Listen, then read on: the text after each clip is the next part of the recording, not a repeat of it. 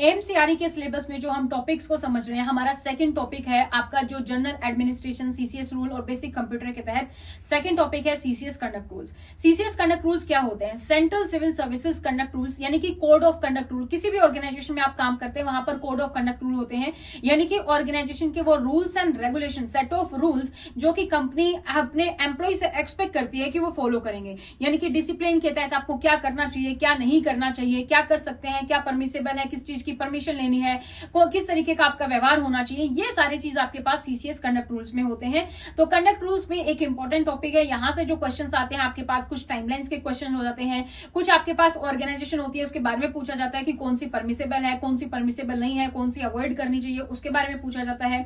फिर हमारे पास आ जाता है इन्वेस्टमेंट के रिगार्डिंग, वहां से क्वेश्चंस आते हैं। और सीसीएस कंडक्ट में सबसे इंपॉर्टेंट हमारा यही रहता है कि डूज एंड डोंट्स क्या है, उसके बारे में पूछा जाता है। तो इस टॉपिक को भी आप अच्छे से कवर करें, ये भी one of the important topic है। और अगर आप इसका रिकॉर्डेड या फिर टेस्ट सीरीज लेना चाहते हैं, रिकॉर्डेड बैच और टेस्ट सीरीज दोनों अवेलेबल है, बायलिंगुअल टेस्ट सीरीज अवेलेबल है। उसके लिए आप हमारी ऐप डाउनलोड कर सकते हैं, स्टडी पोर्टल एकेडमी। साथ ही दिए गए हेल्पलाइन नंबर पर हमें कॉन्टेक्ट कर सकते हैं कंप्लीट डिटेल्स के लिए।